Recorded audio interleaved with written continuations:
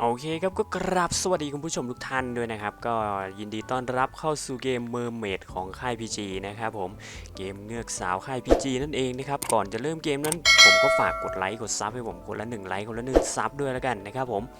ซึ่งวันนี้ผมก็เอาทุนมาที่ 1,000 นะครับผมเดี๋ยวผมจะเริ่มเบสที่10 บาทแล้วกันนะครับผมมาดูกันเลยครับเกมนี้หน้าตาเกมจะเป็นยังไงนะครับผมแล้วก็เกมนี้จะไหลดีหรือเปล่าจะแตกดีหรือเปล่านั้นมาดูกันเลยครับผมซึ่งที่เราเห็นเป็นตัว W อยู่นี่ก็คือ Y นะครับมันจะสุ่มไปอยู่ในแต่ละช่องนะนี่เห็นไหมเป็นสีทองวิ่งไปวิ่งมาวอบแวบเนี่ยคือมันจะไปอยู่ตรงที่สีทองหยุดนะครับผมแล้วก็จะมีอีกอย่างหนึ่งนะครับคือ Y พิเศษอีกอย่างหนึ่งนะครับผมเดี๋ยวต้องรอมันออกมาก่อนนะครับมันก็จะเป็นไข่มุกเหมือนกันนี่แหละครับผมแต่ตอนนี้ยังไม่เห็นนะครับนี่มาแล้วครับผมไข่มุกครับผมเป็น Y อีกตัวหนึ่งเหมือนกันนะครับผมซึ่งจะมีจำนวนจำกัดนะครับแล้วถ้าเผื่อ Y อยู่ช่องแรกแล้วมีไข่มุกมาช่อง2อย่างนี้อันนี้มีช่อง3โผล่เข้ามาด้วยนะครับผมจะเป็นการดีมากนะครับผมก็จะเหมือนกับมี Y 2ช่องแรกนะครับแล้วก็ตัวที่3ก็จะเข้าไปเลยนะครับผมคอมโบนี้ได้มา590นะครับผมมาครับไปกันต่อเลยสแคตเตอร์เกมนี้ต้องสะสมให้ได้ครบ3ตัวนะครับถึงจะเข้าสู่ฟีเจอร์ฟรีสปินนะครับผมแล้วก็ฟรีสปินนะก็จะสลับทางกันนะครับผมเป็นช่องแรกจะเป็นประมาณเท่าไหร่วะกี่ช่องวะประมาณ5ช่องมั้ง5แถวมั้งถ้าจำไม่ผิดนะก็น่าจะสลับกันเฉยๆน่าจะสลับฝั่งกันเฉยๆครับแล้วก็ตัวคูณก็จะคูณอีกเท่าหนึ่งนะครับผมจะเริ่มจากคูณ2นะครับผมคูณ2คูณ4คูณ6คูณ10นะครับถ้าจำไม่ผิดนะเดี๋ยวเรามาดูกันดีกว่า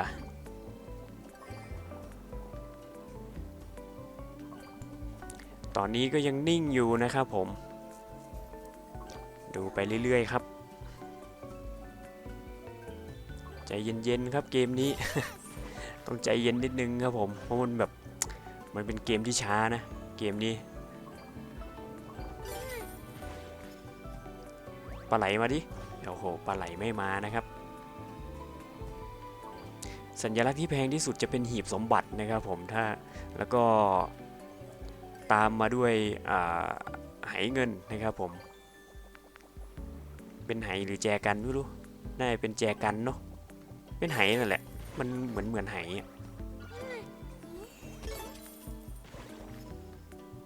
เคไว้ยังไงไม่มี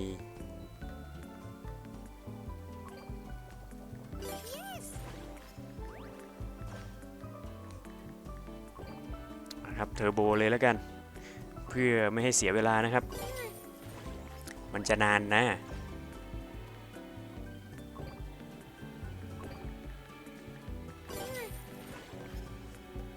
ไหลไปสิ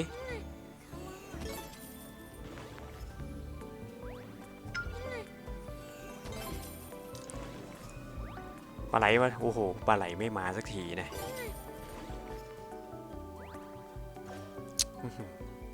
ไปลีก2ออโต้มาครับเดี๋ยวกดเองเลยแล้วกันนะครับผมปลาไหลช่องแรกขอปลาไหลช่องแรกเป็นปลาดาวนะครับปลาไหลเถอะโอ้โห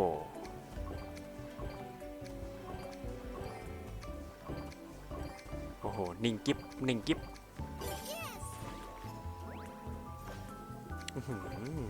ไม่ไหลเลยเว้ยเอ้าเรียบร้อยครับผมเข้าฟรีสปินเป็นที่เรียบร้อยนะครับผมครบ3ตัวอย่างนี้ได้มาที่8สปินนะครับผมแล้วก็ดูนะครับผมหน้าตาของฟรีสปินนี่สลับฝั่งกันครับผมแล้วก็ตัวคูณก็จะพูดเพิ่มครับ ตัวคูณก็จะเพิ่มเป็นเท่าหนึ่งนะครับผมคูณ2คูณ4คูณ6แล้วก็คูณ10นะครับ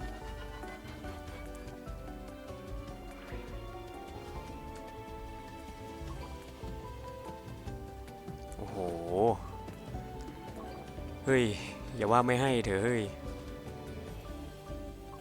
ให้เธอเอาลุ้นตัวเดียว ยังไงไม่มานะครับผม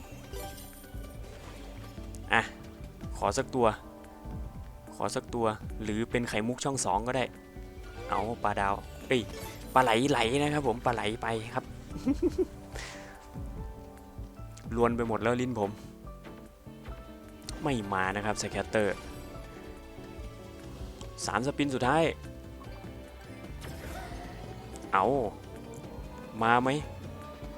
เรียบร้อยครับผมโอ้โหฟรีในฟรีครับ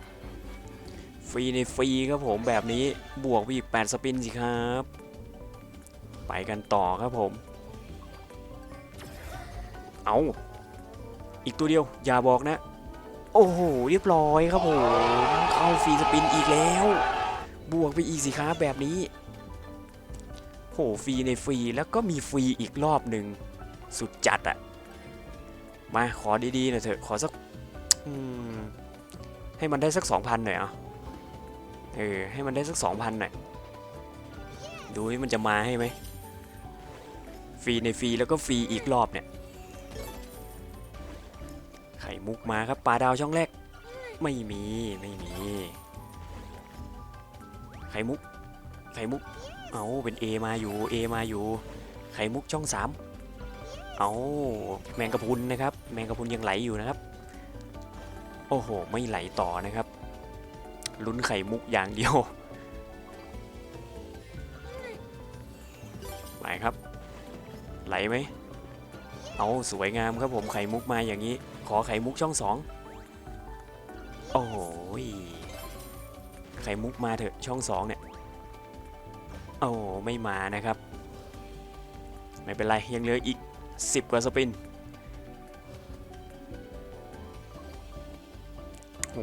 วายมันน่าจะอยู่ช่อง2ไม่ก็ช่อง3นะมันน่าจะ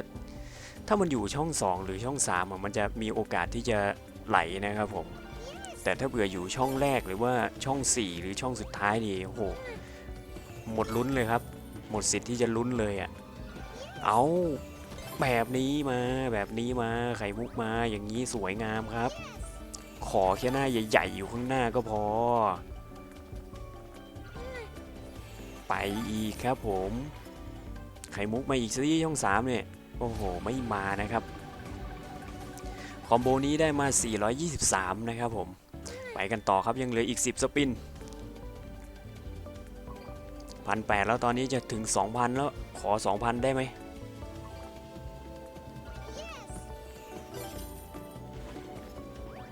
ยังไงเคช่องแรกไหมโอ้โหโอ้ยไปช่องอื่นน้อยไปอยู่ช่อง2หรือช่อง3น้อยไม่อยู่แต่ช่องแรกนี่คือมันไปยากอยู่นะ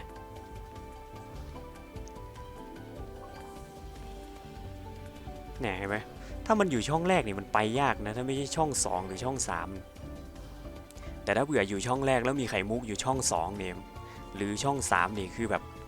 มันจะไหลเลยอะไหลแน่นอนสวยครับไหลไปไปอีกนิดเดียวเออ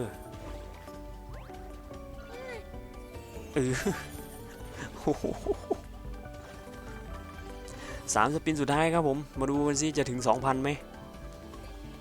โอ้โหอยู่สกายเลยเอาแต่ยังดีมีไข่มุกช่วยครับปลาดาวโอ้โหไม่มานะโอ้ย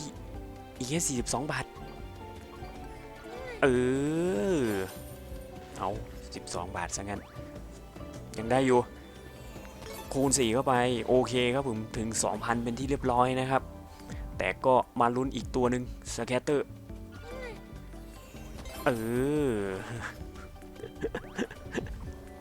ทุลักทุเลมากเกมนี้คือมันเป็นเกมที่ช้ามันต้องรอไว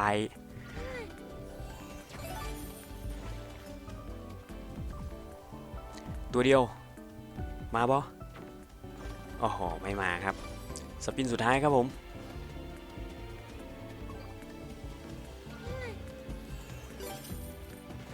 ยังไงไปต่อไหมได้อยู่หน้าใหญ่ๆสักตัวเถอะอยู่ตรงกลางเนี่ยหอยมุกช่อง2มาเถอะ เออตามคำขอเลยสวยงามขอหน้าใหญ่ๆหน่อยขอหน้าใหญ่ๆดูกระพุ้นสวยครับมาอีกดิโอ้โหได้มา265ครับผมโอ้ยทุลักทุเลมากเกมนี้ เป็นเกมที่ช้ามากนะครับเป็นเกมที่แบบใช้เวลานิดนึงนะครับเพราะเป็นเกมที่แบบช้าเหลือเกินนะครับก็จบฟรีสปินที่ 1,190 นะครับผมโอ้โหทุลักทุเลสุดๆได้มา 2,000 จากทุน 1,000 ครับตอนนี้ก็อยู่ที่ 2,400 กับอีก1บาทนะครับผมก็ขออีกสักนิดนึงแล้วกันนะเบียดยี่แล้วกันครับผมอีกสักนิดนึงมาไปกันเอาลุ้นตัวเดียวลุ้นตัวเดียวโอ้ไม่มานะครับผมยังไหลอยู่ปลาไหลปลาไหลปลาไหลช่องแรกปลาไหลโอ้โหเอายังไงเคปลาไหลมาครับสวยงามครับผม525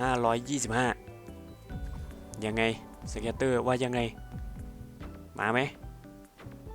โอ้โหไม่มานะครับ543 บาทนะครับผมไปขอเบ็ด40เลยแล้วกันนะครับเอาที่อย่างนี้มาง่ายโถเอ้ยเมื่อกี้ไม่เห็นมาปลาไหลช่องแรกหรือปลาดาวก็ได้ปลาไหลอยู่ปลาไหลอยู่ยังไงจะลงมาไหม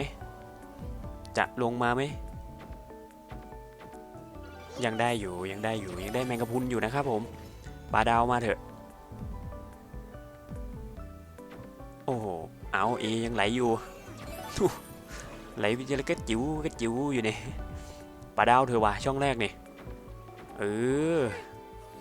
ให้มันได้อย่างนี้50ครับผมกระเบนไหลสิโอ้โหไม่มาสักทีนะครับผมไปก็ได้มา 3,000 แล้วมาผมขออีกสักนิดนึงเนาะอีกสักนิดนึงดีกว่าให้มันแบบได้อีกสักนิดนึงแล้วกัน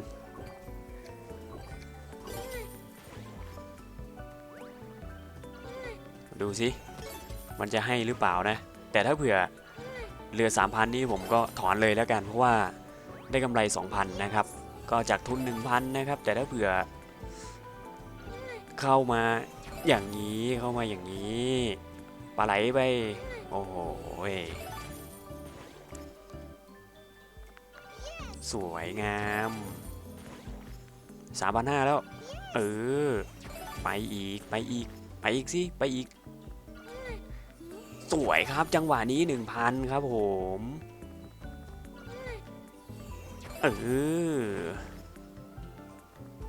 5,000 แล้วโอเคครับผมก็ผมน่าจะพอแค่นี้แหละเอาจบมาที่ 1,900 นะครับผมกับอีก44 บาทนะครับนะเดี๋ยวผมขอเอาเศษออกก่อนแล้วกันนะครับผมว่าผมน่าจะพอแค่นี้แหละก็กำไรจากทุน 1,000 นะครับตอนนี้ก็ได้มาที่ 5,000 นะครับกำไร 4,000 เนาะครับผมโอเคครับก็ก่อนจะจากกันไปนั้นก็ฝากกดไลค์กด Subscribe ช่องผมเพื่อเป็นกำลังใจให้ผมทำคลิปต่อไปด้วยแล้วกันนะครับผมไว้เจอกันใหม่คลิปหน้าครับผมสำหรับวันนี้สวัสดีจ้าบ๊ายบายจ้า